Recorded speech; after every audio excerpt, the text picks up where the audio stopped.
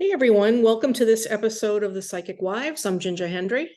I'm Kathy Rumsey. I'm Jerry Carabin. And I'm Nancy Smith. We are very lucky to have Nancy come join us today. Nancy's been on before as a guest wife, and we are going to be talking about angels. Angels come up a lot in readings.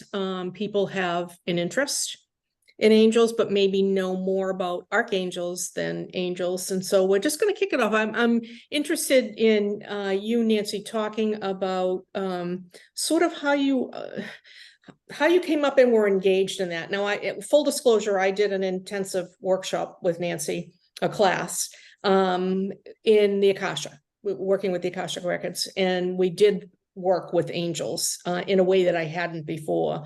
So I'm just curious if you can kind of take us back. I am raising my hand. Oh.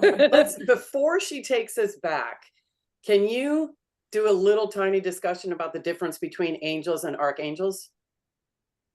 Oh, yeah. I would be happy Because I think people don't realize that, don't get that they're different. Yeah. Well, I accidentally call some angels archangels because they're my favorite angels, but archangels seem to be like the CEOs or the head of, or they hold the big energy of what I see as a throne or a discipline. And so Archangel Michael is about protection, but he's also about clear thinking. And Archangel Michael will have a ton of, I think of the word minions because I love that movie Despicable Me, but they really aren't minions, but he holds that energy so that there's many angels that work with him in that discipline of protection and self-awareness, and self-awareness keeps us safe within ourselves or keeps us growing and learning. Raphael is the archangel, for instance, of healing and the arts. And so we'll have many angels working within that discipline or that realm. And then we have our guardian angels, which I'm fascinated with guardian angels because we each individually, we all have our own guardian angel that's assigned to us while our life is being prepared before we're born. And they are not considered archangels, but I think they're very powerful angels, very powerful beings, and they hold for our whole lifetime our soul's purpose, our soul's path, the design for our life now. And so there's all of that. And then I've read they're the lesser angels or the bigger angels, and are they on a process of learning and growing themselves? I think they are. So that's the difference, I would think. Got it. Thank you. Okay, sorry to interrupt, Ginger. I just thought that I just thought that a lot of people would be like, wait, angels ain't archangels, what, you know what I mean? And a little bit of a distinction there.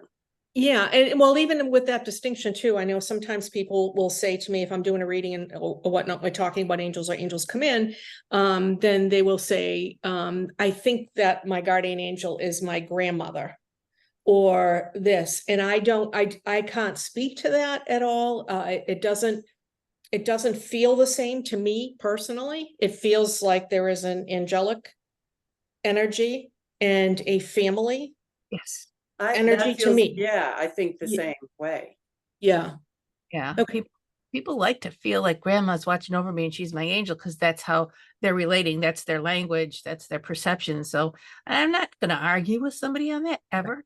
But grandma is watching over you. Yeah. Right. And she feels like an angel. She's very protective.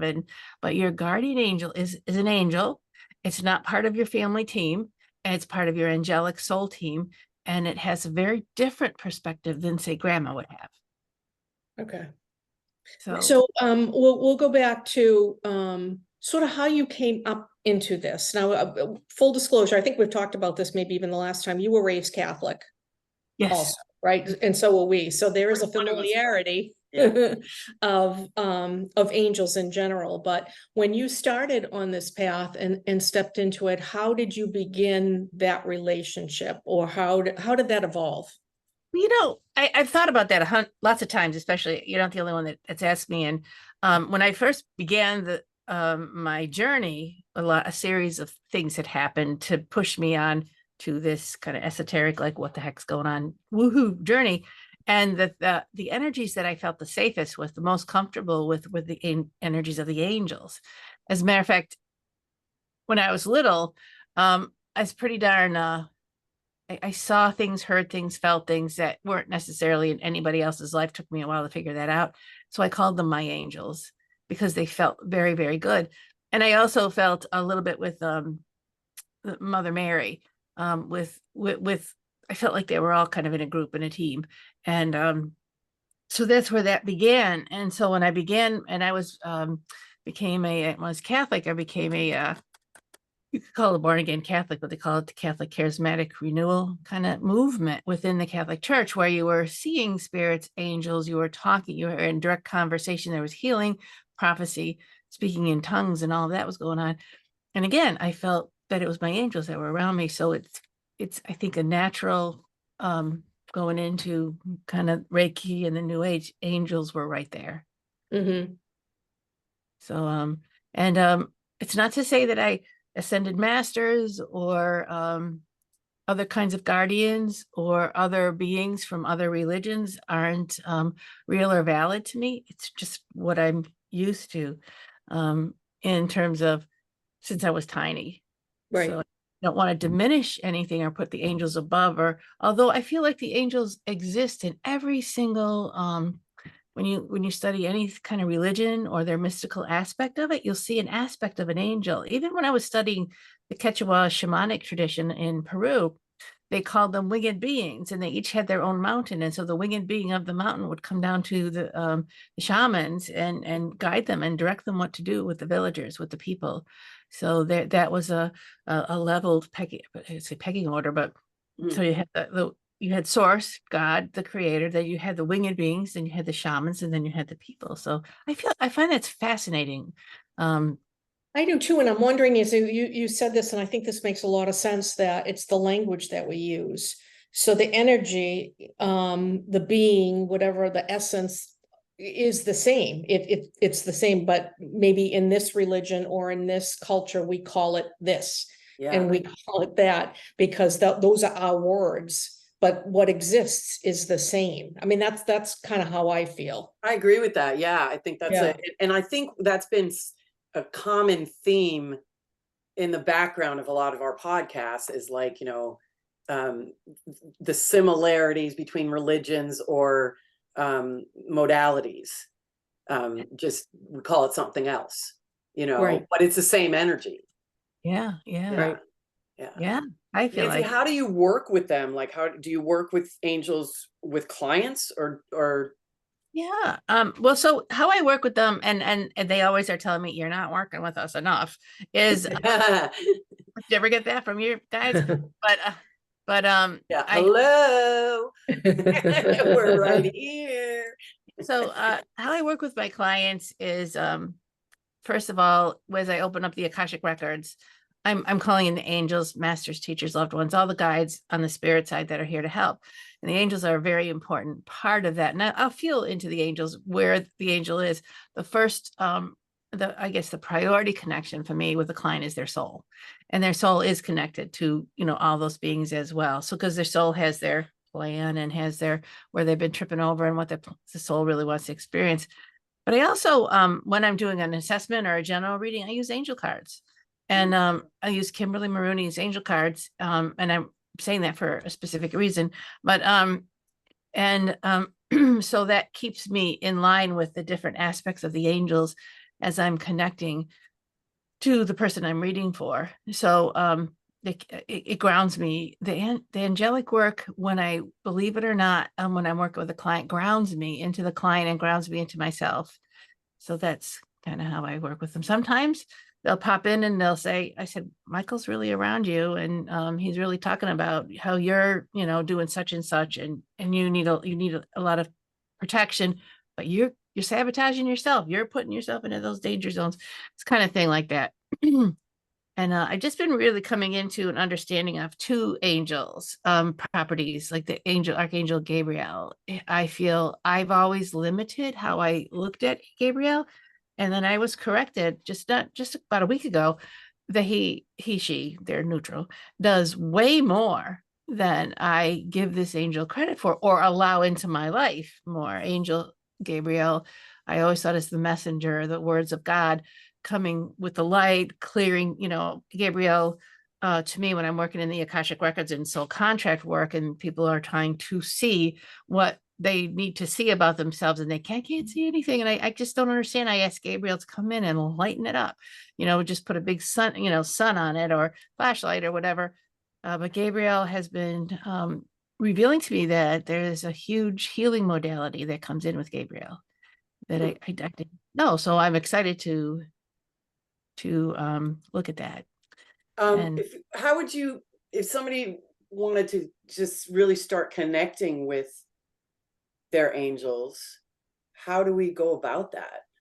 there Like, are, is it getting a deck? Is it getting a, yeah, I think the first, keep it simple. You want to connect with an angel, just close your eyes and quietly say, I'd like to connect with an angel here that could help me with this situation.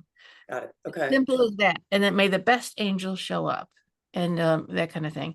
So there can be lots of rituals, lighting candles or setting intentions or fasting or making sure that you're clear in your mind, body, and your thoughts, your mind, body, and your spirit to receive the angels. And there's tons of information around there. I'm a simple, shoot from the hip kind of person. I could really use an angel's help right now.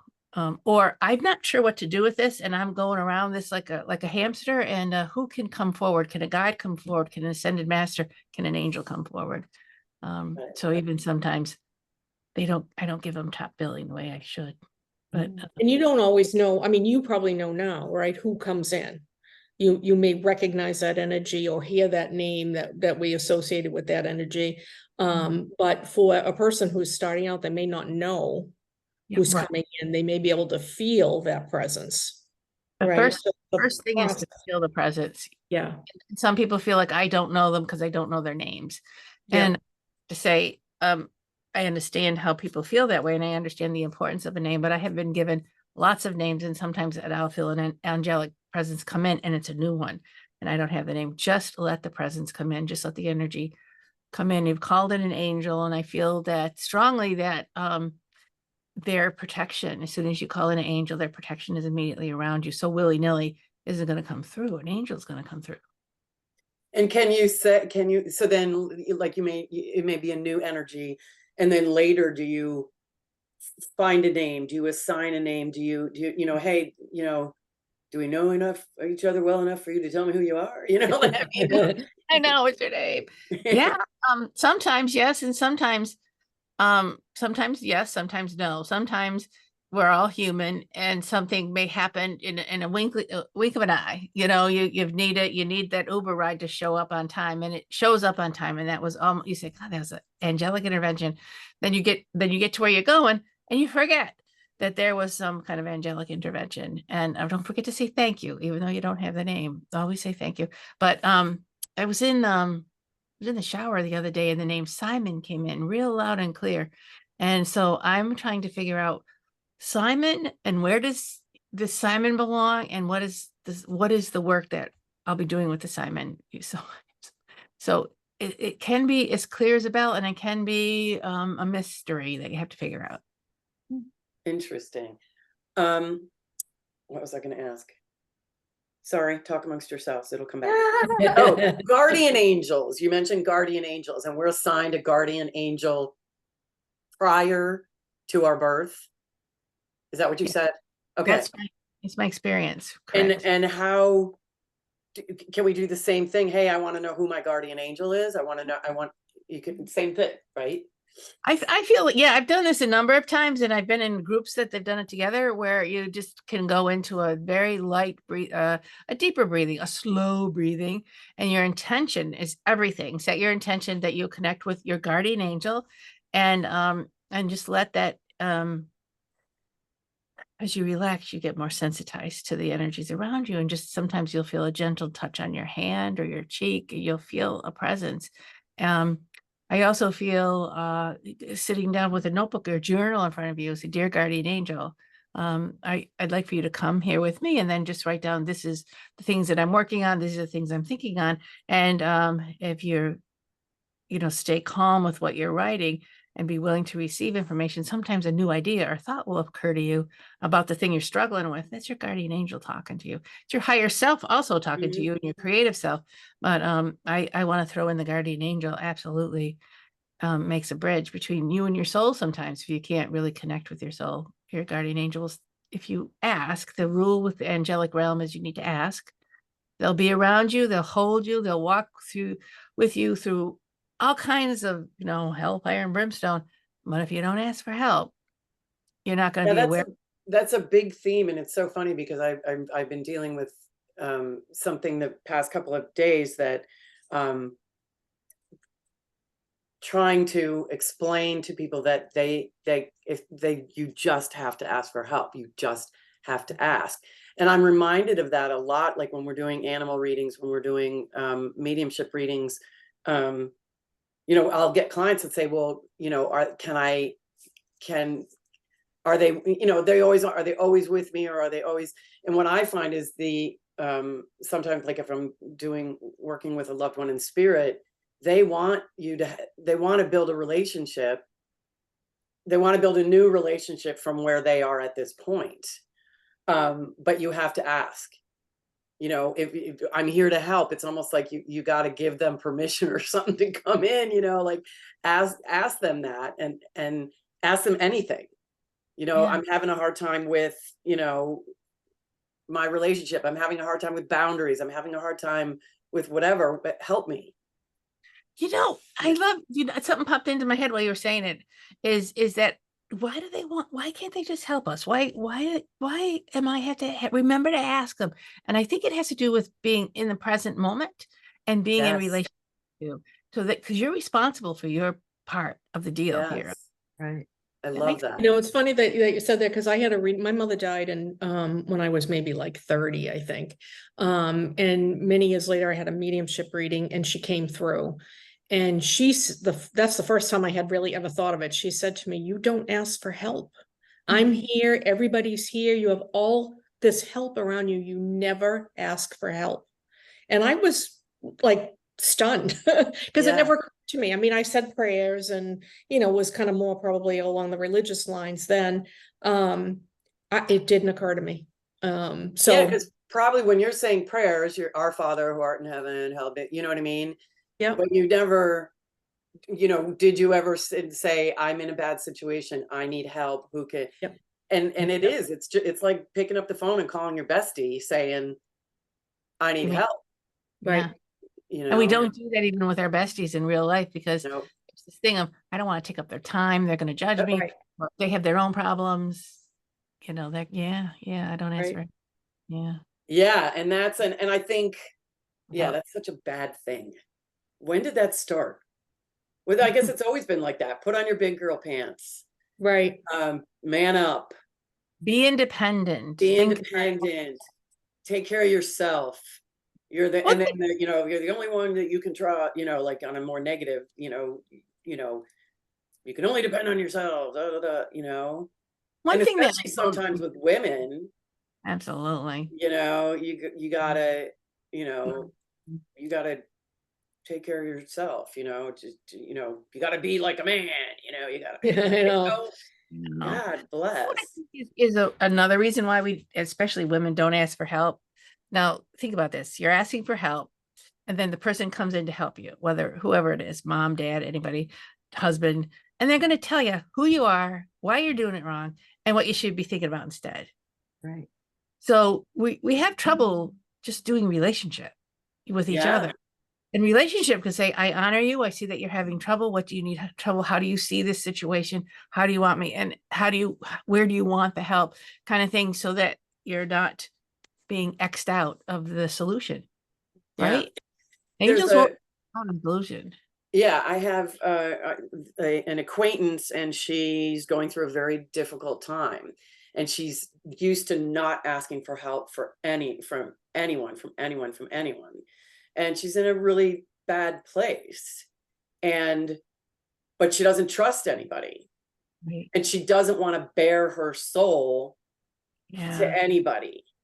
And so if she would listen to me, that would be so bare your soul to the angels, bare your soul to God's spirit universe, ask them, because then you can sit with yourself, talking to them, bearing your soul, knowing that they're not going to go tell anybody else, because that's one of her problems.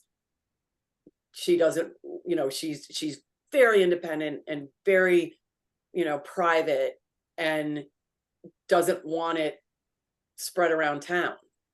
Okay, use your angels.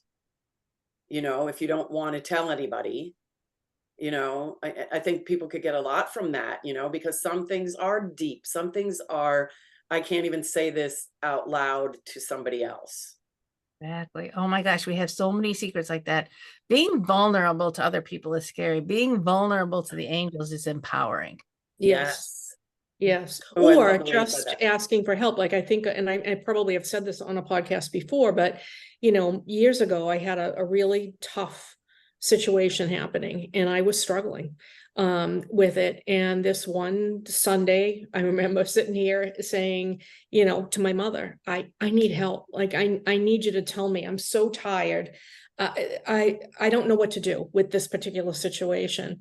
And on Tuesday, my brother called. He had a mediumship session Monday night, and my mother came through and told the medium, this is for my daughter, and said what I needed to do, like, like black and white. And he didn't know I had asked. It was 2 days later. That's awesome. And then I told him, hey, I asked her on Sunday, and Monday night, she's like, okay, here you go. And I love that what you said, Nancy, bearing your soul to is that what you said? Bearing your soul to the angels is empowering, because it can be empowering because of stuff like that, because, oh my gosh, I just got the answer.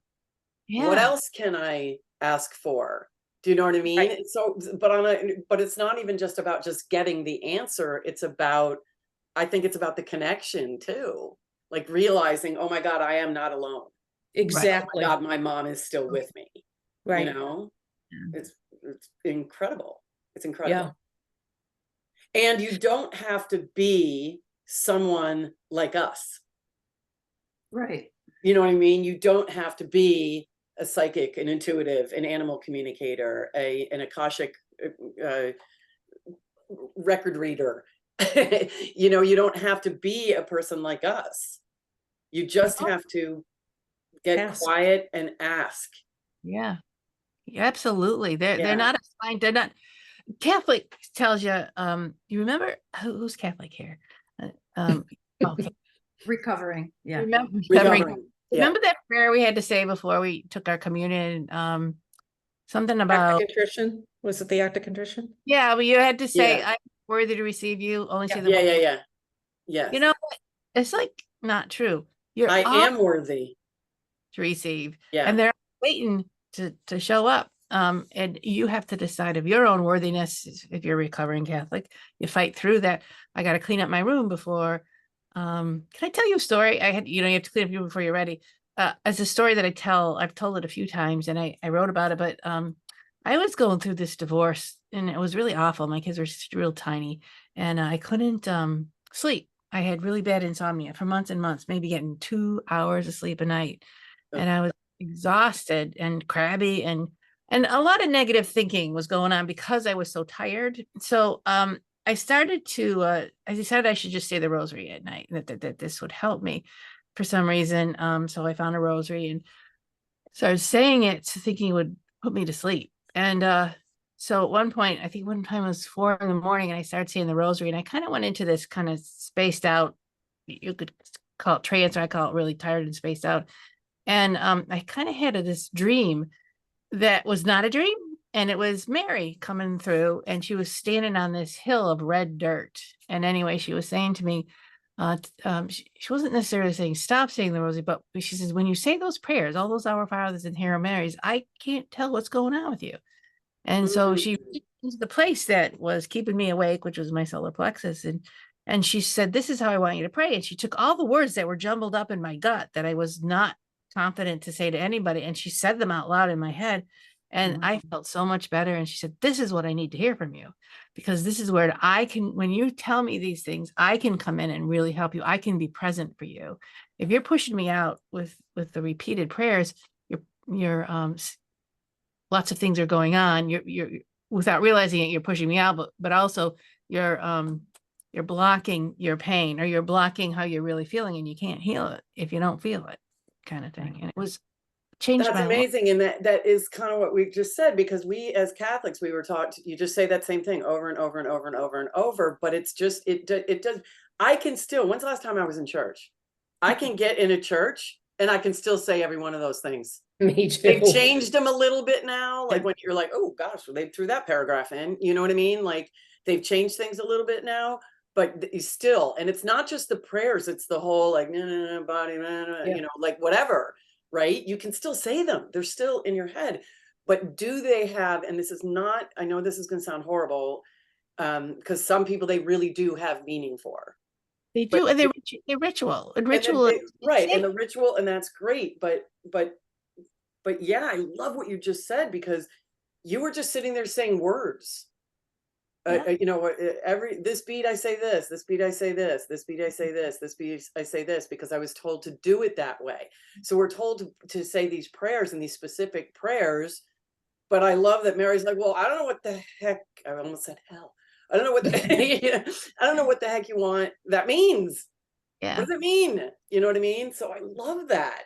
Your own, and just like you, Ginger, you were Although like, doing those prayers over and over again allowed you to get into that kind of meditative trance-like state. Like, would she have come to you otherwise if you hadn't been doing the rosary? I think that's a really good point, because the mantras with the Buddhism, there's lots of religions that have the repeated prayer, and yes, it does put you in a trance-like state where you can blend in with. And maybe that's the whole point, but nobody ever told us that that was the whole point. Right. Yeah, but I mean, it's all based on intention again, right? So the people that do find comfort or empowerment or whatever through ritual, that's their intent, that drives them. For somebody else, maybe the ritual isn't it. It is just smack, I need help, you know, heart, heaven. And so whatever drives you, as long as it's intentional, right? Is how to make that connection. Yeah, exactly. And even when I open up the Akashic records, what I teach is a prayer. It's a ritual. It's a ritualistic prayer, and it covers specific things that you want to be aware of that you're putting into. But then after the ritual is done, you know you're in, and you're just going with you're more fluid. It's not a ritual, but I feel, you know, when I'm praying for something, and something that I like, Morocco or Libya, I don't know what to say. I don't know it's overwhelming, just the things that are going on. So to have a prayer that I trust and believe in, and to say that prayer helps me to put into words that I don't know how to put them into words. It's just too much. Or somebody is you know, dying of cancer, and it's overwhelming. Sometimes all I can do is say that prayer and show up. And you know, and it's hard to show up. So sometimes the ritual helps us show up. So I don't want to take that away from anybody. No. Yeah. But being vulnerable to spirit, being honest with spirit, angels, God, whoever, is, I think, key to healing. Yeah, again, it's that the vulnerability that you may not be able to do to a, you know, human being sitting in front of you. You know, it's almost like, you know, people go to like a therapist or something because they can tell this person anything, because this person doesn't know them, doesn't know any of the people in their circle, so they feel safer, you know, bearing their soul with somebody that they don't know, that's not in their circle, that's not going to tell anybody, blah blah blah. Well, the angels, same thing, and cheaper, right? You know, you don't have to pay them. I find you have that to have talk a little bit about, like, what do you guys think about, you have to have a little bit of a faith here. Yes. I was just going to say that, because I find, but I use Nancy's prayer when I open the Akashic records also.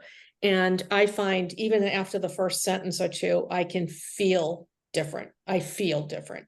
So it's the same thing sometimes in prayer. I know I'm connected because I'm open and I can feel it. A knowing, maybe sometimes it's physical in my body. I can feel like more relaxed or whatever the situation is. So I think, you know, I don't want to say practice of it, but doing it more and understanding and wherever it is in your body, that you can feel it, you know, and that just gets stronger, I think. Yeah, and I think before I do a reading of any kind, I always say the same prayer.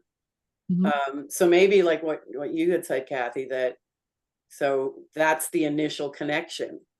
The prayer, the ritual, whatever is the initial connect. That's the link up, or the opening, or whatever.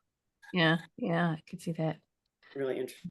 It's repeated so that the repetition gets you on that pathway that you already recognized intellectually, and in your heart you've already recognized it, that those words bring you back to that path.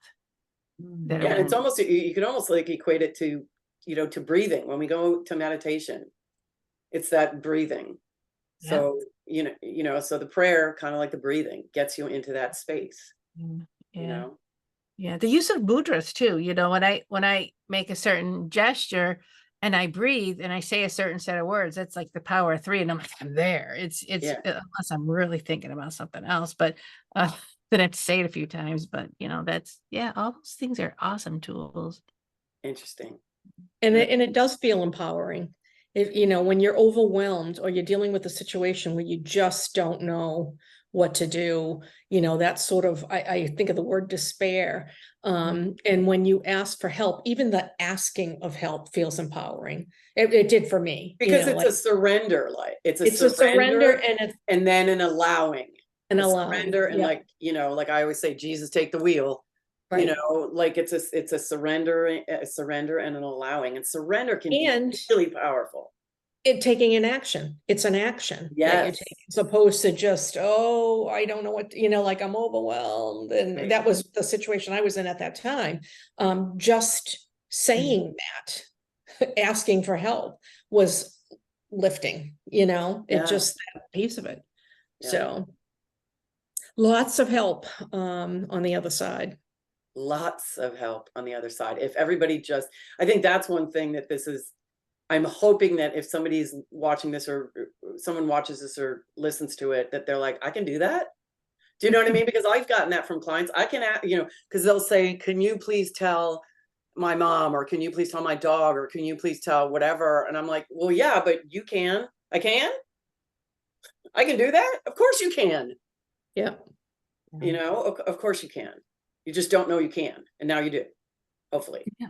So Nancy, you mentioned a deck of cards that you work with. Could you recommend a deck or a couple of decks to people who feel, cards, they work with cards, and that might be helpful? Yeah, I really enjoy, I don't have it on my desk right now, but Kimberly Maroney, she actually was a teacher of who's the one that we always go to, that was the angel person. Why am I losing her name? But Kimberly Maroney kind of started the angelic movement in the New Age community, where it was all about angels. And she has written a number of, and she's made them into cards, really interesting things about angels, but also empowering things around the angels. So she has a book called The Angel Blessings and the Angel Guidance. You probably could search her. Her cards are sometimes hard to find, but I think it's Trade Winds Press. And you can look on Amazon. Don't get fooled if you see a deck of cards on there for all kinds of money. Just ignore that and keep looking. But I like how she has really personalized the angels, but did not water them down. So each angel has their point of view and has the thing that they're bringing. My favorite angel is Nizrak, which is the angel of freedom. And then she uses these paintings, from throughout the ages, paintings of angels or religious paintings. And she just says, this is what this means. And I'm like, I never thought of that. But the angel Nizrak is standing in jail. It's a painting of St. Peter when he was thrown in jail for talking about Jesus Christ, the Christ. And then later on, I was visiting the Vatican, and they have the manacles that St. Peter, well, the angel just came and just took the manacles right off of St. Peter. So they have the manacles in the cathedral of the Basilica.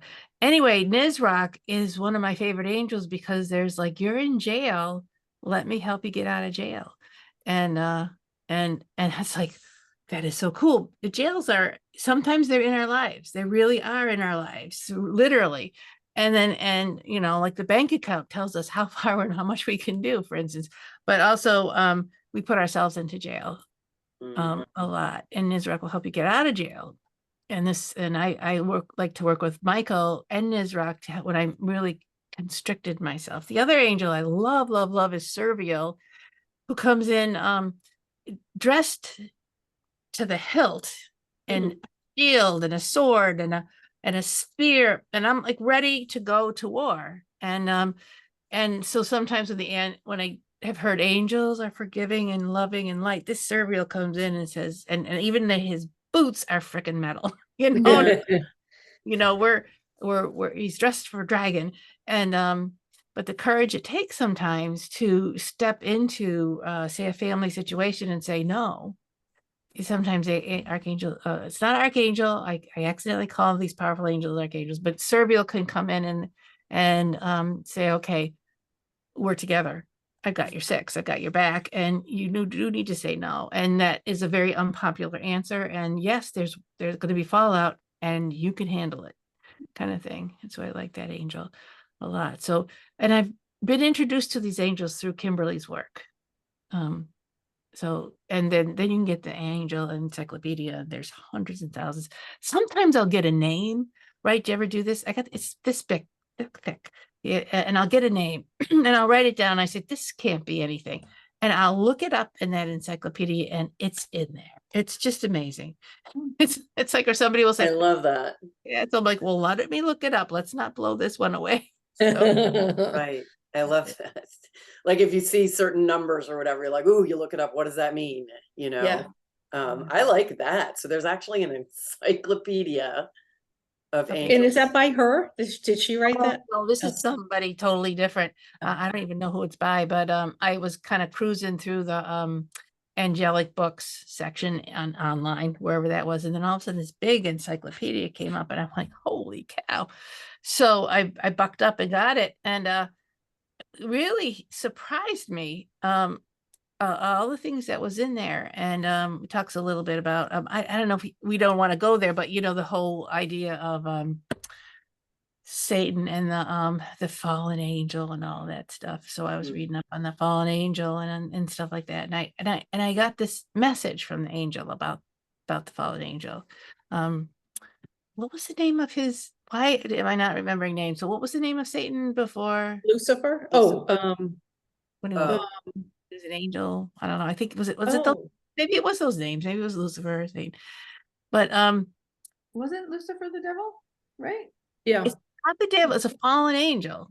Yeah, So, there's another name. I know what you're talking about. And I asked, so what's the deal with this, you know, and the king of the demons or whatever that is? And it's like, well, and I want you, what they said is, I want you to think about something. I want you to think about that humanity has a lot of darkness, and you're being asked to work with light and dark within yourself. Something has to hold the darkness, because the darkness is precious. The darkness is sacred, although the way that it's used, not so great. So look at this as still an angelic being that's holding the darkness of humanity. And it could very well be that something's going on there. Some kind of angelic wisdom is going on there. Because I don't know, you got all those Hieronymus Bosch paintings with horrible torture and stuff. Those are all human designs. Those are all human thoughts. And Right. And the human thoughts can be conquered through your thinking, through your belief structure, through your spiritual work. So, and I'm just throwing that out there as a challenge, because in Christianity and in Catholicism, we get so darn scared of the devil and hell. And then if you work in spiritualism, there is no hell. We all return back to source. And then, but there are people that still hold on, but that person is so bad. I cannot believe that they would get to go back to heaven. I said, we all go back to source, and that's just a challenge for a lot of people, me too. And so anyways, I just am throwing that out there. I don't know why I kept saying that we don't want to talk No, about I think it's, I think it's a great thing to be looking at all sides. of everything, Absolutely. right? Absolutely. Yeah, for sure. Well, I'm glad that you were able to come on with us. I think that everybody's going to find this podcast pretty interesting because angels are, everybody's intrigued by angels, whether they believe or not believe. Mhm. And I think you've given us some good info and some good food for thought. And those cards and that author Yes. will be Yes. helpful for those as well. So thank you. Thank you, Nancy. Really good to see you again. Yeah, we may see Nancy again. So thank you for coming on, and thank you to our listeners if you followed us all the way through. And you know where to find us. So I'm not going to go through that, except for we would ask that we are really trying to focus on our YouTube channel for followers. So if you could, if you're on YouTube, look for us, The Psychic Wives, and hit subscribe and help us bounce that up, we would really be appreciative. And also So- anybody that's interested in Nancy, she's been a guest before, so her information is on our website, thepsychicwives.com. So thank you. And until next time, Be well. And be kind. Bye. bye. Bye.